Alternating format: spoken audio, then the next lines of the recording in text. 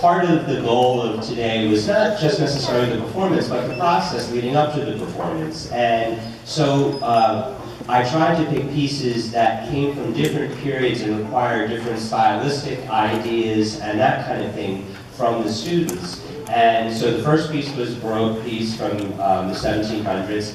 The next piece is by the Finnish composer Jan Sibelius, and it's a non-transcribed piece, and so they're playing what the Philadelphia Orchestra would play. And it's his Andante Festivo, which is just a beautiful, lush string piece. And I have to tell you that as I began the rehearsals, I asked the students questions. I asked them what they knew or about different styles and that kind of thing.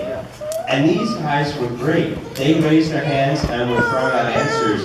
Sometimes when you go to a festival, you do that, you ask questions, and you don't hear a sound. And you kind of have to get the students comfortable to talking. But your children were wonderful, smart, intelligent, very articulate. So it was a lot of fun. And hopefully what's happened today is that they've gotten some ideas that will grow with them as they continue along their musical journeys. So this next piece is the Andante Festivo by Jan Sibelius, and then we'll be ending the concert with an excerpt from the Pirates of the Caribbean.